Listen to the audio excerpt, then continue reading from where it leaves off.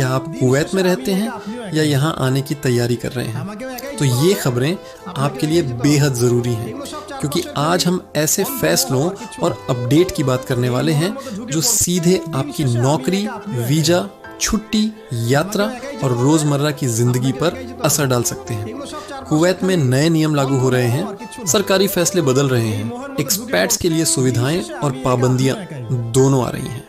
अगर आप इन खबरों से अनजान हैं तो ज़रूरी जानकारी मिस कर सकते हैं, इसलिए इस अपडेट को आखिर तक ज़रूर सुनिए। कुवैत सरकार ने नए वित्तीय साल के लिए बजट पेश किया है और इसके साथ ही वित्तीय घाटा बढ़ने की संभावना जताई गई है। तेल से होने वाली आय में उतार चढ़ाव को इसका मुख्य कारण माना जा रहा है। सरकार अब गैर तेल सेक्टर पर फोकस कर रही है, जिसमें निवेश, व्यापार और निजी कंपनियों को बढ़ावा देने की योजना शामिल है।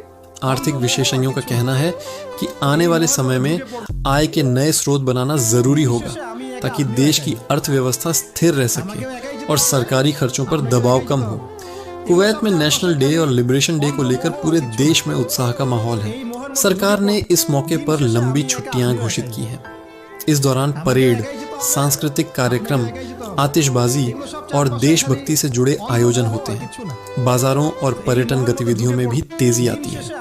लोग परिवार के साथ समय बिताते हैं और राष्ट्रीय उत्सव को बड़े स्तर पर मनाया जाता है। सरकार ने हाल ही में कई महत्वपूर्ण फैसले लिए हैं, जिनमें नया बजट और घरेलू हिंसा से जुड़े कानून में बदलाव शामिल है। इन बदलावों का उद्देश्य महिलाओं और परिवारों की सुरक्षा को मजबूत करना है। प्रशासनिक सुधारों और सार्वजनिक सेवाओं को बेहतर बनाने पर भी जोर दिया जा रहा है। सरकार का कहना है कि ये कदम सामाजिक सुरक्षा और नागरिकों के अधिकारों को मजबूत करने के लिए जरूरी है। रमजान के महीने को ध्यान में रखते हुए सरकारी कर्मचारियों के काम के घंटों में कमी करने का फैसला लिया गया है। इससे रोजा रखने वाले लोगों को राहत मिलेगी और वे धार्मिक गतिविधियों के लिए समय निकाल सकेंगे। कई निजी कंपनियां भी इसी तरह का शेड्यूल अपनाती हैं। यह निर्णय हर साल सामाजिक और धार्मिक परिस्थितियों को देखते हुए लिया जाता है। कुवैत में रहने वाले विदेशी नागरिकों के लिए पासपोर्ट जानकारी अपडेट करने की नई ऑनलाइन सुविधा शुरू की गई है। पहले इस प्रक्रिया के लिए सरकारी दफ्तरों में जाना पड़ता था, लेकिन अब मोबाइल ऐप और वेबसाइट के जरिए ये काम आसानी से किया जा सकता है। इससे समय की बचत होगी और प्रशासनिक प्रक्रिया तेज होगी। इसे डिजिटल गवर्नेंस की दिशा में बड़ा कदम माना जा रहा है। रमजान के दौरान दान और चंदा इकट्ठा करने को लेकर सरकार ने नए नियम लागू किए हैं। नकद चंदा और मस्जिदों में सीधे संग्रह पर रोक लगाई गई है। अब दान अधिकृत संस्थाओं और डिजिटल माध्यमों से ही किया जा सकेगा। इसका उद्देश्य पारदर्शिता बनाए रखना और जरूरतमंद लोगों तक सही तरीके से मदद पहुंचाना है। कुवैत एयरवेज ने गर्मियों के मौसम के लिए नए अंतर्राष्ट्रीय रूट शुरू करने की योजना बनाई है। इससे यात्रियों को ज्यादा विकल्प मिलेंगे और पर्यटन तथा व्यापार दोनों को फायदा होगा। एयरलाइन नई सुविधाएं और बेहतर सेवाएं देने की तैयारी में है, ताकि यात्रियों का अनुभव बेहतर हो सके और प्रतिस्पर्धा में मजबूती मिले।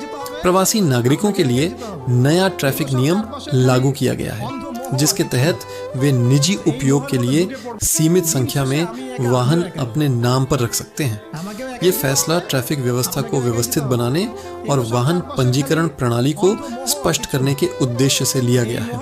इससे उन परिवारों को सुविधा मिलेगी जिनके कई सदस्य अलग अलग काम करते हैं। गल्फ देशों में यात्रा को आसान बनाने के लिए एक यूनिफाइड वीजा योजना पर काम चल रहा है।